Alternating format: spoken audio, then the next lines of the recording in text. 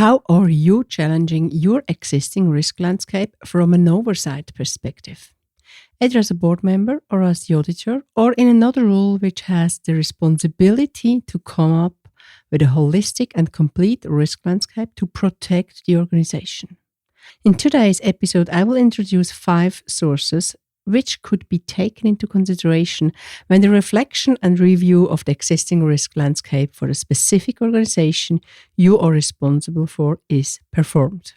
But not only that, if you do not yet have an implemented process to identify the risks, these sources could also be helpful for a good start. I'm glad to have you here and listening to the show.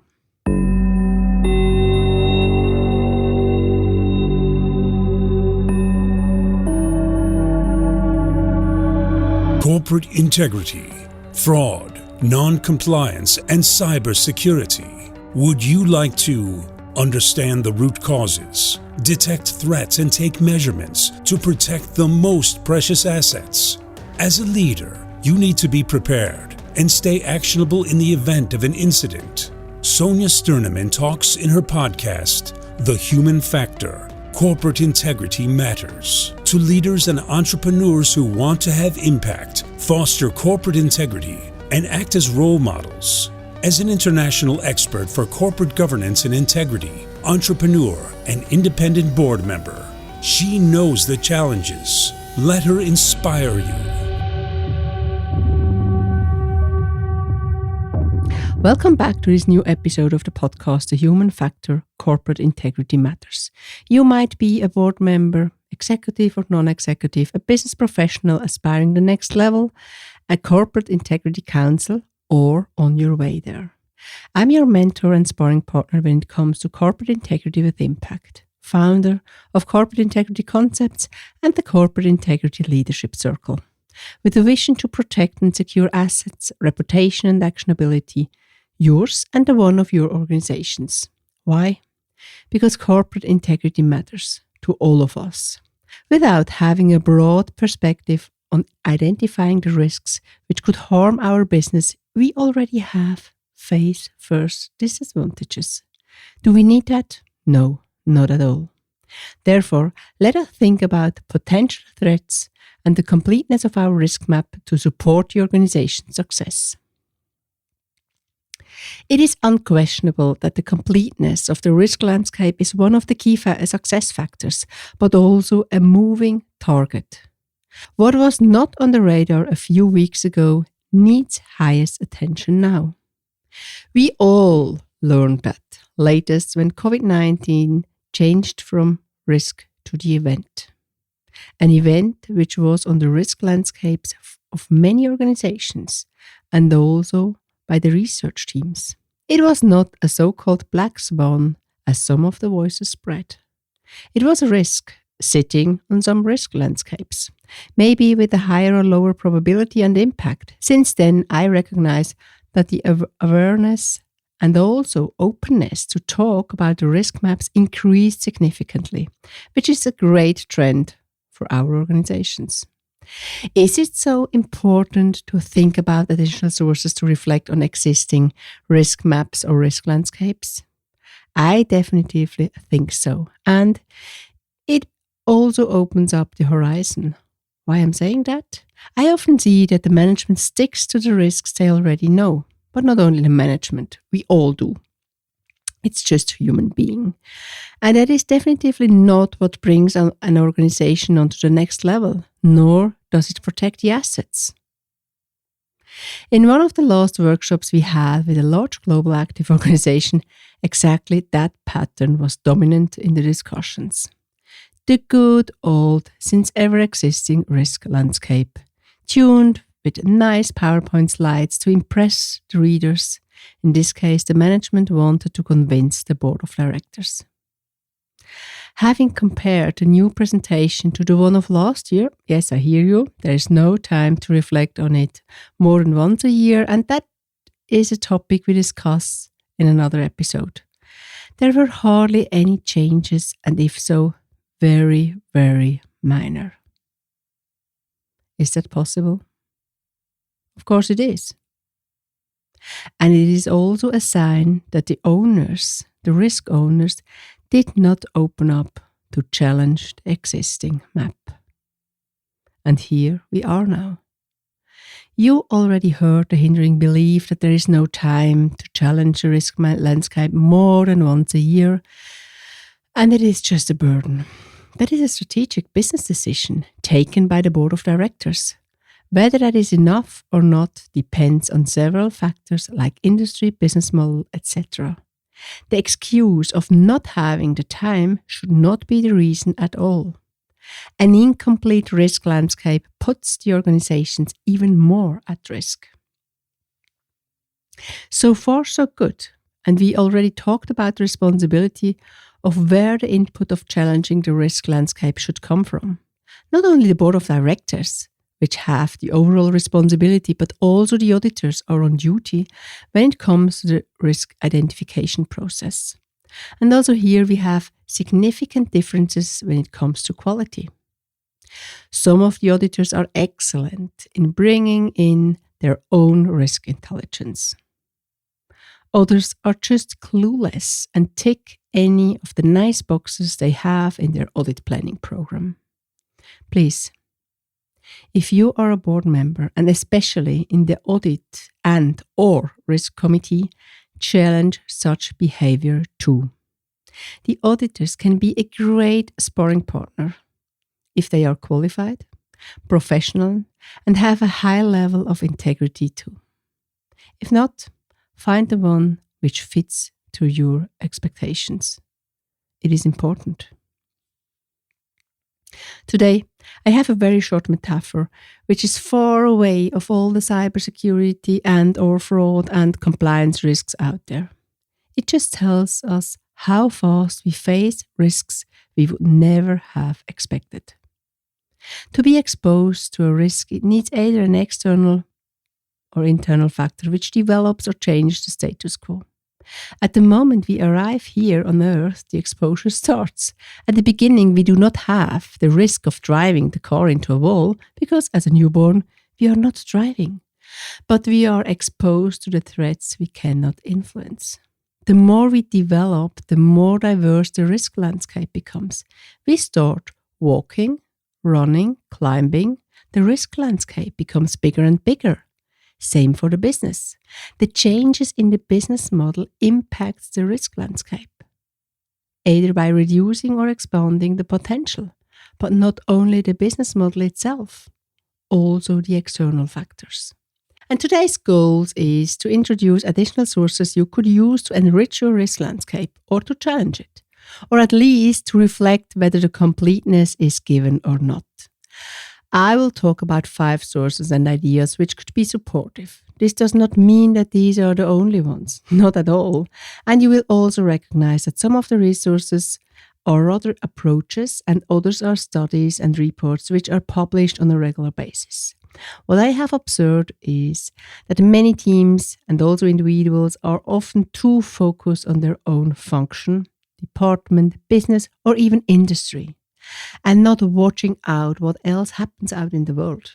That is not new and absolutely normal. Being conscious about that helps to become more risk intelligent.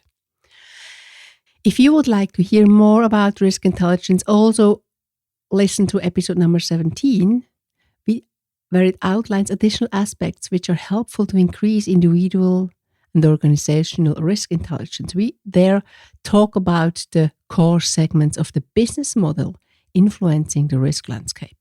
So before we now go into the details, I would like to refresh 2 important definitions: the risk trend and the inherent risk. The risk trend is the direction in which an inherent risk or residual risk is moving to.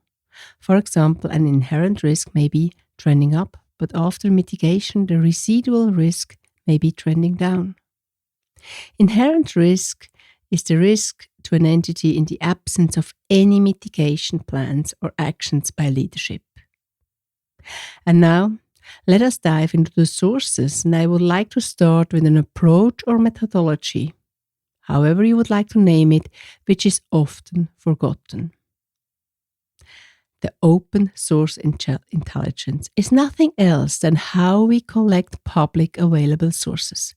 The approach exists for hundreds of years already and is not only allocated to the cyber territory, not at all. OSINT, how we call it, is not only the collection but also the analysis of information which is gathered from the open source. And we all can do that. And that is exactly where the journey to challenge the risk landscape starts. We go out and search. We go out and research. For that, it is important to know what you want to know. What do you want to find? A few ideas where to start with are all types of media, the government reports and other documents, scientific research and reports, commercial vendors, information, the internet as such, and so on. What it makes OSINT so powerful is that it does not require any type of clandestine collection techniques to obtain it. The copyright and commercial requirements of the vendors where applicable are always met. So if you do not yet use OSINT, think about it and think about how it could support your organization accessing these kind of public information for your risk process. The second one, the Global Risk Report from the World Economic Forum. The Global Economic Forum publishes the Global Risk Report on an annual basis, and they often use that report to learn more about the trends. As it is not only focused on certain industries or geographics, what needs to be known is that the World Economic Forum, the WEF, decides about the focus topics, and your professional judgment is needed to abstract how valuable these are for your organization. Not every year the same topic is on focus. The third one is a top security risk trend from Gartner. When I want to learn where the trends go when it comes to the territory of cyber, the Gartner report gives additional indications. Also here, it needs a deep understanding of the business model, of your business model, of course, and how it changed. You remember what influences our risk exposure. But receiving the information from externally, what trends are seen supports the reflection process within our teams. The fourth one, the Corruption Perception Index from Transparency International, one of the key publications and reports, which are also published on a yearly basis, is the Corruption Perception Index, the so-called CPI. This is a source I think everybody on the level of a board, in the role of an auditor, as well as all investigators, need to know and need to understand especially. We all know that the perception is not what really happens when it comes to corruption and bribery, but we do good when we understand the perception and also bring in our own risk intelligence when it affects our organization. Last but not least, and definitively not least, is number 5. Number 5 is the report to the nations from the Association of Certified Fraud Examiners. This is one of my favorite reports when it comes to the risk of fraud, non-compliance and cybercrime. And of course, I'm biased because I am a certified fraud examiner and I, of course, follow our association. Nevertheless, these studies helped already hundreds and thousands of organizations when it comes to identify their actual situation and their risks. When it comes to identify the risks on the risk landscape, that report really helps to talk about the taboos of fraud. The patterns are still not as popular to discuss in the boardroom, which is based on the biases we all bring in. But with the report, a certain objectivity and professionalism comes back to the table and enables a more open access to the topic. Having now only brought up 5 potential sources to start with, I promise that additional ones are lining up and are already prepared for you.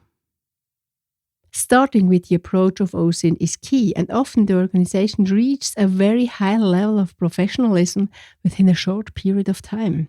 It will become one of your competitive advantage when the OSINT skills improve.